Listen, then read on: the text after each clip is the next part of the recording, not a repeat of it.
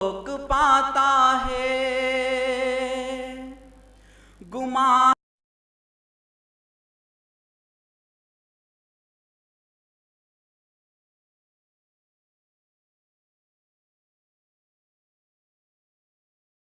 الحمدللہ رب العالمین والصلاة والسلام علی سیدنا محمد الامین وعلی آلہ وصحبہ اجمعین.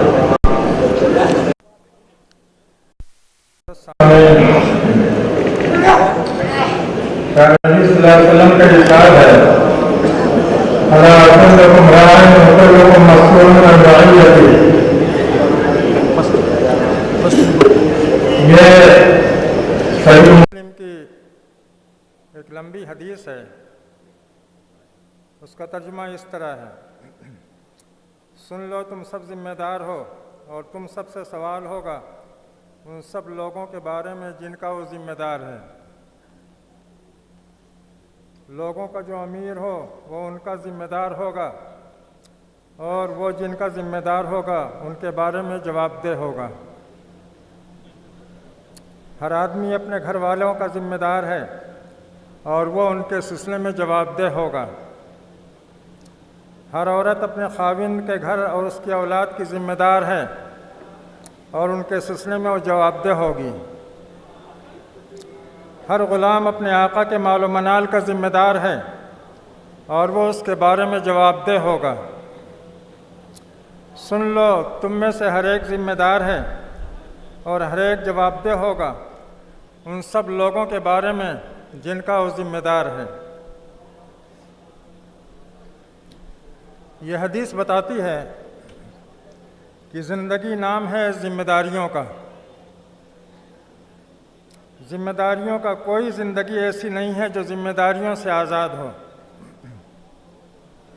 یہی ذمہ داریاں ہیں جن میں انسان کا امتحان ہے اور انہی پر اس کی کامیابی یا ناکامی کا انحصار ہے. اسی طرح اللہ تعالیٰ کا ارشاد ہے: اے وہ لوگو جو ایمان لائے ہو، بچاؤ اپنے آپ کو اور بچاؤ اپنے خاندان کو اس آگ سے جس کا ایندھن ہو گئی انسان اور پتھر. گویا خاندان کی اصلاح اور بچوں کی تربیت ہمارے دینی فرائض میں سے ہے. اسی میں خاندان کی سرخروئی ہے اور اسی طرح پورے سماج کی اصلاح ممکن ہے. ہم نے اگر اس کام میں کوتاہی کی تو اللہ تعالیٰ کی باز پرس سے بچ نہیں سکیں گے. خاندان کی اصلاح اور بچوں کی تربیت کا مطلب کیا ہے؟ عام طور سے ہمارے دیندار اور مسلم گھرانوں میں بچوں کی تربیت اور خاندان کی اصلاح کا مطلب بس یہ سمجھا جاتا ہے کہ انہیں کچھ دعائیں اور کچھ چھوٹی چھوٹی صورتیں یاد کرا دی جائیں، وضو نماز کے طریقے سکھا دیے جائیں، زندگی کے کچھ دوسرے ابتدائی آداب سکھا دیے جائیں. ان چیزوں کی ضرورت اور اہمیت سے انکار نہیں، لیکن یہی سب کچھ نہیں. اصلاح و تربیت کا لفظ اس سے زیادہ کا بلکہ بہت زیادہ کا متقاضی ہے. مطلوبہ اصلاح و تربیت کو سمجھنے کے لیے چند باتیں سامنے رکھنی ضروری ہیں. حضرت ابن عباس فرماتے ہیں: میں ایک بار رسول خدا صلی اللہ علیہ وسلم کے پیچھے سواری پر بیٹھا ہوا تھا. آپ نے ہاتھ بڑھا کے مجھے اپنی آغوش میں لے لیا. فرمایا: بیٹے میں تمہیں وہ باتیں سکھاتا ہوں جن سے تمہیں اللہ بہت فائدہ پہنچائے گا. اللہ کو یاد رکھو، اللہ تمہیں یاد رکھے گا. اللہ کو یاد رکھو، تم اسے اپنے سامنے پاؤ گے. جب مدد مانگنی ہو اللہ سے مدد مانگو. تمہیں کوئی ضرورت ہو تو بس اللہ کے سامنے ہاتھ پھیلاؤ. آپ نے مزید فرمایا: تم اللہ سے قریب رہو گے خوشحالی میں تو اللہ تعالیٰ تمہارے قریب رہے گا پریشانی میں. یہ اس حدیث کا کچھ حصہ ہے. اصلاح و تربیت کے پہلو سے اس حدیث کی اہمیت نہایت واضح ہے. بچوں کی تربیت یا خاندان کی اصلاح کے لیے ضروری ہے کہ بچپن سے ہی اچھی طرح ان کی ذہن سازی کی جائے، ان کے دل و دماغ میں ایمان و یقین کی شمع روشن کی جائیں، شروع سے ہی انہیں دین کی راہ میں صبر و عزیمت کا خوگر بنایا جائے، مشکل سے مشکل حالات میں بھی اپنے رب پر توکل کرنے کا حوصلہ پیدا کیا جائے، ان کے اندر جرأت و ہمت اور اسلام کے لیے سرفروشی کا جذبہ بیدار کیا جائے، ان کے اندر خدا اور رسول سے الفت اور اپنے دین سے اتنی محبت پیدا کر دی جائے کہ ان کے دل و دماغ میں زر پرستی اور مفاد پرستی کے لیے کوئی جگہ نہ رہ جائے۔ اس سلسلے میں قرآن پاک کی اثر آفرینی قابل ذکر ہے۔ بچوں کی ذہن سازی کے لیے قرآن پاک سے بڑھ کر کوئی چیز نہیں۔ دل و دماغ میں ایمان و یقین کی شمع روشن کرنے کا یہ سب سے کارگر نسخہ ہے۔ بچوں کو شروع سے یہ قرآنی قصے اور قرآنی واقعات سنائے جائیں۔ یہ قصے اور یہ واقعات بچوں کی ذہن سازی کے لیے اکسیر ہیں۔ قرآن پاک کے علاوہ سیرت رسول، سیرت صحابہ، سیرت صحابیات اور سیرت و تاریخ کی دوسری کتابوں سے اس سلسلے میں مدد لی جا سکتی ہے اور لینی چاہیے۔ اس موقع پر ہمیں وہ نصیحتیں بھی ذہن میں رکھنی چاہیے جو حضرت لقمان نے اپنے بیٹے کو کی تھیں۔ انہوں نے فرمایا، میرے بیٹے تم اللہ کا شریک نہ ٹھہراؤ، اللہ کا شریک ٹھہرانا بہت بڑا ظلم ہے۔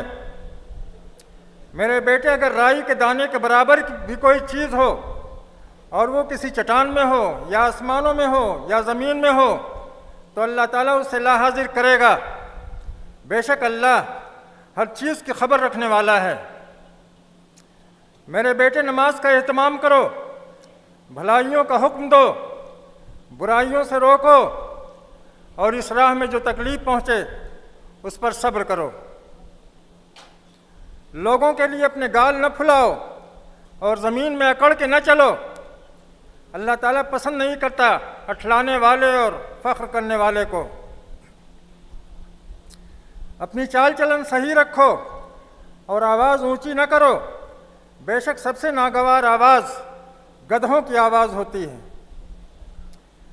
یہ ہیں حضرت لقمان کی وہ قیمتی نصیحتیں جو انہوں نے اپنے بیٹے کو کی تھیں۔ ہر مسلم باپ کی یہ کوشش ہونی چاہیے کہ یہ نصیحتیں اس کی اولاد کے دلوں میں جاگزیں ہو جائیں، ان کی ہتھیلیوں پر نقش ہو جائیں۔ ہر مسلم باپ کی یہ تمنا ہونی چاہیے کہ اس کی تربیت میں پلنے والے بچے نمازوں کا اہتمام کریں، وہ نمازوں میں لذت پانے لگیں اور نمازوں میں ہی دل کا سکون تلاش کریں۔ ہر مسلم باپ کی یہ کوشش ہونی چاہیے کہ اس کے بچے نیکی کے جانباز سپاہی بنیں اور برائیوں سے بالکل بیزار ہوں۔ ہر مسلم باپ کی یہ آرزو ہونی چاہیے کہ اس کے بچے حسن اخلاق سے آراستہ ہوں، تواضع اور خاکساری کا نمونہ ہوں، میٹھے انداز سے گفتگو کرنے کے خوگر ہوں۔ سب سے بڑی بات یہ کہ وہ اپنے رب کریم کی محبت سے سرشار ہوں۔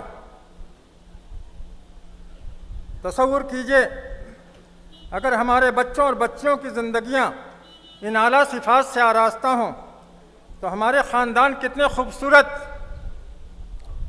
اور کتنے بابرکت ہوں گے۔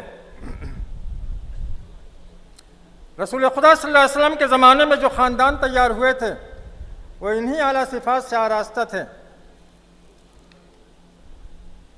انہی بلند صفات کا یہ اعجاز تھا کہ عہد رسالت میں اس زمین پر ایسا مثالی سماج وجود میں آ گیا تھا جیسا مثالی سماج اس سے پہلے نہ زمین نے کبھی دیکھا تھا نہ آسمان نے۔ حقیقت یہ ہے کہ بچپن کا زمانہ ہی اصل تربیت کا زمانہ ہوتا ہے اور دماغی صلاحیتوں کے ارتقاء کا زمانہ بھی ہوتا ہے۔ اس زمانے میں جو باتیں اس کے ذہن میں ڈال دی جائیں، اسے گھول کے پلا دی جائیں، وہ ہمیشہ کے لیے اس کے دل و دماغ میں پیوست ہو جاتی ہیں۔ اسی زمانے میں بچے کا ذہن اور مزاج بنتا ہے جو اس کی زندگی بھر کی سرگرمیوں اور دلچسپیوں کا رخ متعین کرتا ہے۔ وہ بعد میں کسی تبدیلی یا کسی اصلاح کو بمشکل ہی قبول کرتا ہے۔ اس دور کی نزاکت کو محسوس نہ کرنے کا یہ نتیجہ ہوتا ہے کہ بڑے ہونے پر ہمارے اور ہمارے بچوں کے درمیان زبردست گیپ ہوتا ہے، جس کا خمیازہ ہمیں اس طور سے بھگتنا پڑتا ہے کہ بچے ہمارے قابو میں نہیں رہتے، وہ بڑی آسانی سے ہمارے ہاتھوں سے نکل جاتے ہیں، ان کے راستے ہمارے راستوں سے الگ ہو جاتے ہیں، ان کے رخ اس طرف ہوتے ہیں جس طرف ہماری پشت ہوتی ہے، اور ان کی منزل وہ ہوتی ہے جو ہماری دعوت و تحریک کے لیے جان لیوا ہوتی ہے۔ ضروری ہے کہ ہم بچپن سے ہی بچوں کی اچھی تعلیم و تربیت کا اہتمام کریں، گھر کا ایسا ایمانی اور روحانی ماحول بنائیں جس میں بچے کی اچھی نشو و نما ہو سکے، اس کے اندر اچھے احساسات اور بلند جذبات پروان چڑھ سکیں۔ اپنی تمام تر مصروفیتوں کے باوجود بچوں کے لیے وقت نکالیں، ان کے ساتھ ہنسیں بولیں، انہیں زیادہ سے زیادہ اپنے سے مانوس کریں، اور ہنسی ہنسی میں اپنا پیغام ان کے ذہنوں میں نقش کر دیں۔ حضرت جابر رضی اللہ تعالیٰ عنہ روایت کرتے ہیں کہ ایک دن وہ رسول اللہ صلی اللہ علیہ وسلم کے پاس گئے تو دیکھا آپ زمین پر چاروں ہاتھوں پیروں سے چل رہے ہیں، اور آپ کی پشت مبارک پر آپ کے دونوں نواسے حسن اور حسین سوار ہیں، اور آپ فرماتے جاتے ہیں بہترین اونٹ تم دونوں کا اونٹ ہے اور بہترین سوار تم دونوں ہو۔ بچوں کو ہم اپنے سے جتنا مانوس کریں گے اتنا ہی وہ ہمارا اثر قبول کریں گے۔ عام طور سے بچوں کے سلسلے میں بڑی لاپرواہی ہوتی ہے۔ بچہ جب تک چھوٹا رہتا ہے گھر کے لوگ اسے کھلاتے بہلاتے ہیں، مگر جب وہ کچھ بڑا ہو جاتا ہے تو اسے پلے اسکولوں، نرسری اسکولوں، پھر سلسلہ وار دوسرے اسکولوں میں ڈالتے جاتے ہیں، اور اسکول کی تعلیم و تربیت کو کافی سمجھتے ہوئے اس کی اچھی تربیت سے لاپرواہی برتتے ہیں۔ نتیجہ یہ ہوتا ہے کہ بچہ ذہنی طور پر دھیرے دھیرے گھر والوں سے دور ہونے لگتا ہے اور برے ساتھیوں کے ساتھ بگڑنا شروع ہو جاتا ہے۔ شروع میں تو گھر والوں کو اس کا احساس نہیں ہوتا، احساس اس وقت ہوتا ہے جب وہ کافی بگڑ چکا ہوتا ہے اور اپنی محرومی و بدنصیبی پر افسوس کرنے اور خون کے آنسو رونے کے علاوہ کوئی چارہ کار نہیں ہوتا۔ اس طرح تحریک اپنے بے شمار فرزندوں سے ہاتھ دھو بیٹھتی ہے اور اس کا نہایت قیمتی اثاثہ شیطانوں کے ہاتھ لگ جاتا ہے۔ بچہ جوں جوں بڑا ہوتا ہے وہ ہماری توجہ کا زیادہ ضرورت مند ہوتا ہے۔ جو بچے اسکولوں میں جاتے ہیں ان پر کڑی نظر رکھنے کی ضرورت ہوتی ہے کہ وہاں وہ کیا سیکھ رہے ہیں، کیا پڑھ رہے ہیں۔ آج کل کے اسکول خواہ وہ سرکاری ہوں یا غیر سرکاری، وہ ایسے نہیں ہوتے کہ بچوں کو ان کے حوالے کر کے بیغم ہو جائے۔ بہت ایسا ہوتا ہے کہ بچہ اسکولوں میں جا کر سدھرنے اور سنورنے کے بجائے بگڑ جاتا ہے، اور اس طرح بگڑ جاتا ہے کہ گھر والوں کے لیے درد سر بن جاتا ہے۔ یہ بھی ایک حقیقت ہے کہ بچوں کی دیکھ ریکھ مردوں کے لیے آسان نہیں۔ مردوں کی گوناگوں مصروفیات اس کی اجازت نہیں دیتی کہ وہ بچوں پر زیادہ توجہ دے سکیں۔ یہ کام بچوں کی ماں ہی کر سکتی ہے، اور یہ کام وہی ماں کر سکتی ہے جس کے اندر اپنے دین سے محبت اور غلبہ اسلام کے لیے تڑپ ہو۔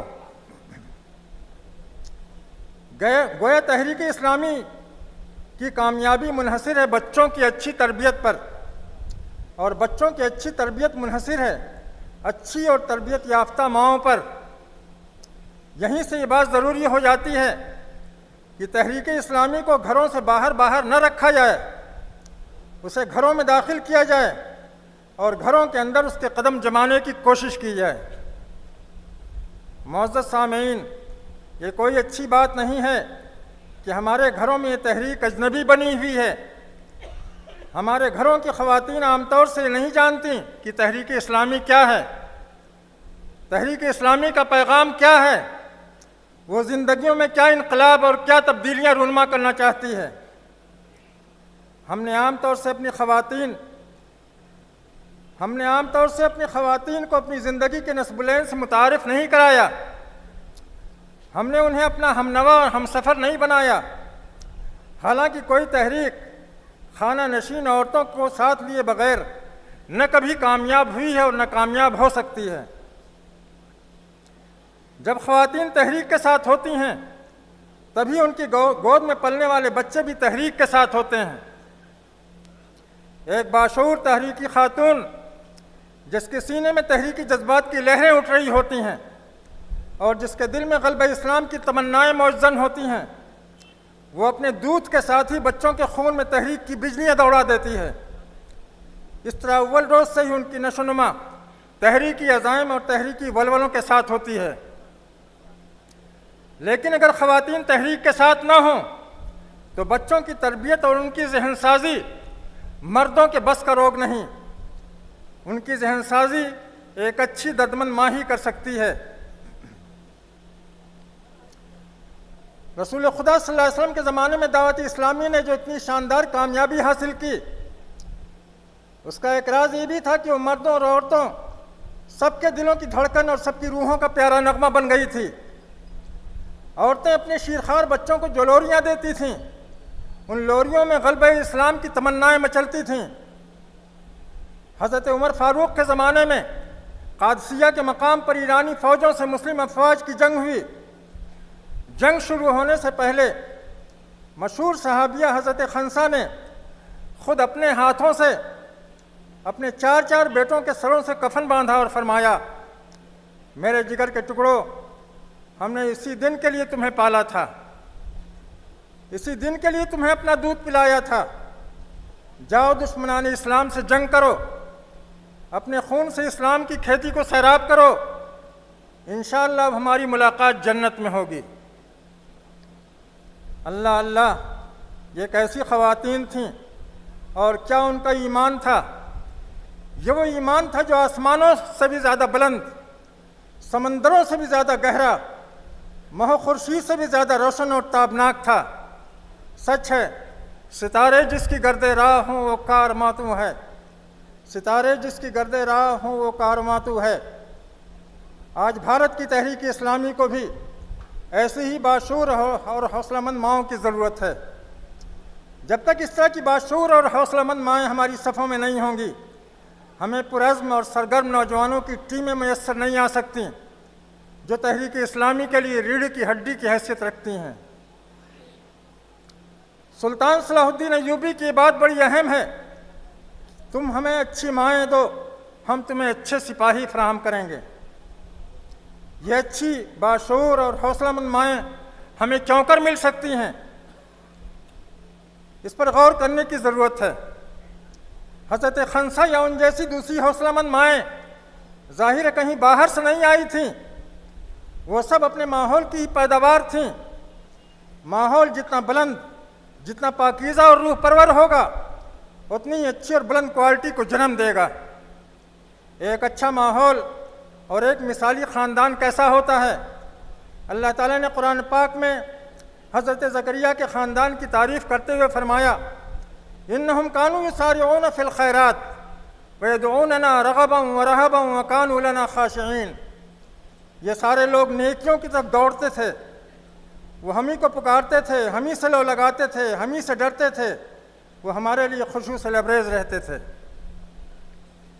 یہ ہے ایک قرآنی خاندان، ایک مثالی خاندان۔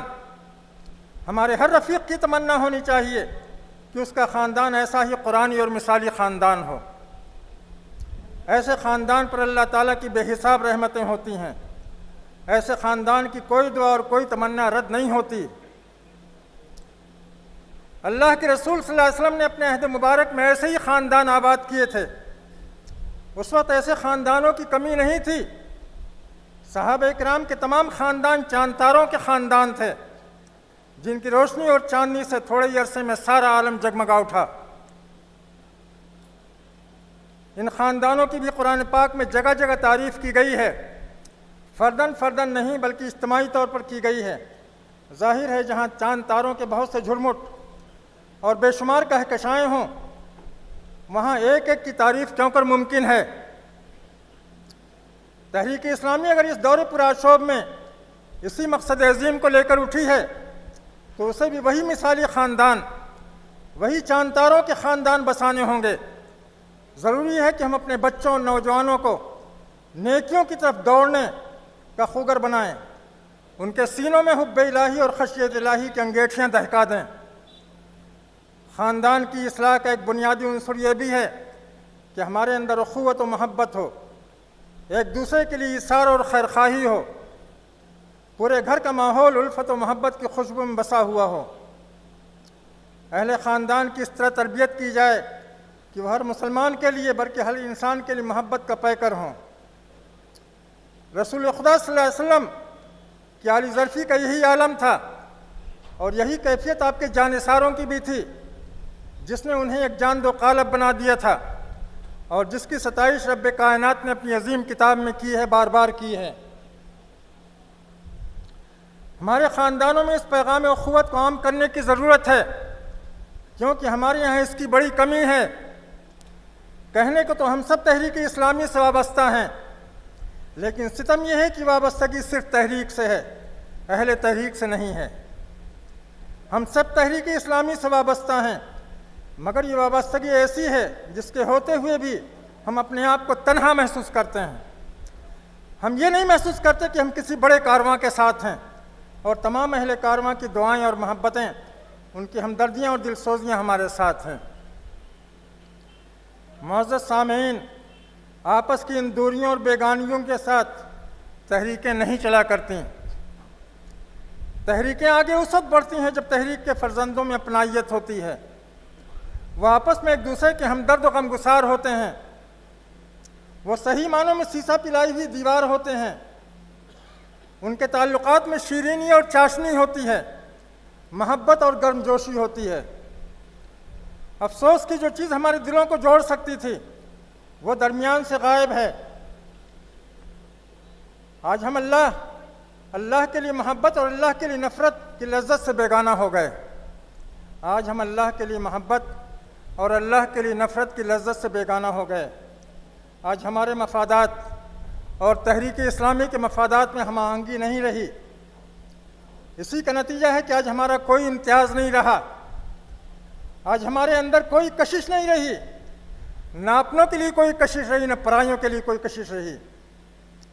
پھر ہمیں تعجب کیوں ہو اگر ہمارے گھروں میں تحریک اسلامی کی چراغ نہیں جلتے؟ ہمیں تعجب کیوں ہو اگر ہمارے افق پر تحریک اسلامی کی بجلیاں نہیں کونتیں؟ ہمیں تعجب کیوں ہو اگر تحریک کی رونقوں سے ہمارے خاندان جگمگاتے نہیں؟ ہمیں تعجب کیوں ہو اگر تحریک کی برکتوں سے ہمارے گھرانے مالا مال نہیں ہوتے؟ ہمیں تعجب کیوں ہو اگر آج ہماری ماں اور ہماری بہنوں کی گودیں خالی ہو گئیں؟ آج ان کی گودیوں میں کوئی حسن البنا، کوئی مودودی، کوئی سید قطب، کوئی محمد بن قاسم، کوئی نور الدین زنگی، کوئی صلاح الدین ایوبی اور کوئی سلطان ٹیپو نہیں پل رہا ہے۔ آج ہمیں ہونا کیا تھا اور کیا ہو گئے۔ دینی اور اخلاقی لحاظ سے ہمارے گھرانوں کا بھی وہی حال ہے جو عام گھرانوں کا ہے۔ آج ہمارے نوجوانوں کے بھی ارمان وہی ہوتے ہیں جو غیر تحریکی گھرانوں کے جوانوں کے ہوتے ہیں۔ آج ہماری مجلسوں میں بھی وہی رنگ ہوتا ہے جو دوسروں کی مجلسوں کا ہوتا ہے۔ آج ہماری گفتگوؤں میں غلبہ اسلام اور اقامت دین کی تڑپ نہیں ہوتی، اپنی زبون حالی پر ہمیں رونا نہیں آتا۔ آج ہمارا پیارا دین ہمارے گھروں میں اور ہمارے اداروں میں بھی اجنبی ہے۔ آج ملت اسلامیہ زخموں سے چور چور اور سر سے پاؤں تک لہو لہان ہے۔ اگر ایسے میں بھی ہم سنجیدہ اور اپنے دین کے لیے سرگرم نہ ہوئے تو پھر کب ہوں گے اور کس طرح ہوں گے؟ محترم ساتھیوں، آج ہماری تحریک کی صورتحال اطمینان بخش نہیں ہے۔ ہم جو مشن لے کر اٹھے ہیں وہ بڑی بیداری اور جاں فشانی چاہتا ہے۔ یہ کوئی معمولی مشن نہیں ہے، یہ انبیائی مشن ہے۔ اس مشن سے وابستگی میں یہ ہماری سرخروئی اور سربلندی ہے۔ معزز سامعین، یاد رکھیے، ہم اپنے اس مشن میں اسی وقت کامیاب ہو سکتے ہیں جب اس مشن سے ہمیں ویسا ہی عشق ہو جیسا انبیاء کرام کو ہوتا تھا، اور اس کے لیے ہر طرح کی قربانیاں دینے کا وہی جذبہ بےتاب ہو جو ان بزرگوں کے اندر ہوتا تھا۔ ہم اپنے بچوں کو کوئی بھی تعلیم دلائیں اور ان کے مستقبل کے سلسلے میں کوئی بھی خواب دیکھیں، اس میں ہم آزاد ہیں۔ تمام علوم ہمارے علوم ہیں، تمام فنون ہمارے فنون ہیں، لیکن ہمارے ان خوابوں میں سب سے اولین اور سب سے حسین خواب یہ ہو کہ ہمارا بچہ سب کچھ ہوتے ہوئے بھی اسلام کا داعی اور دین کا سپاہی ہو، سب کچھ پڑھتے ہوئے بھی کتاب الہی کا عاشق ہو، اس کی بیش قیمت صلاحیتیں اور توانائیاں اسے اپنے مہربان رب سے قریب کرنے والی ہوں، دور کرنے والی نہ ہوں۔ اپنے رفقائے سفر سے ہمیں قلبی لگاؤ ہو، ایسا قلبی لگاؤ ہو گویا ہم سب ایک ہی خاندان اور ایک ہی گھرانے کے ہیں، اور سب مل جل کر ایک دوسرے کی کمیوں کو پورا کرنے اور اپنے ذہنی، فکری اور اخلاقی سطح کو بلند کرنے کی کوشش کریں۔ ضروری ہے کہ ہم ایک دوسرے کے لیے آئینہ بنیں، نہایت دردمندی کے ساتھ ایک دوسرے کی اصلاح کرنے کی کوششیں کریں۔ اپنی اصلاح کر کے ہی ہم اپنے خاندان کی اصلاح کر سکتے ہیں، اور خاندان کی اصلاح کر کے ہی ہم تحریک اسلامی کی رگوں میں نیا اور صحت مند خون دوڑا سکتے ہیں۔ یہی ہمارے حق میں بہتر ہے، یہی ہماری تحریک کے حق میں بہتر ہے، اور یہی ملک و ملت کے حق میں بہتر ہے۔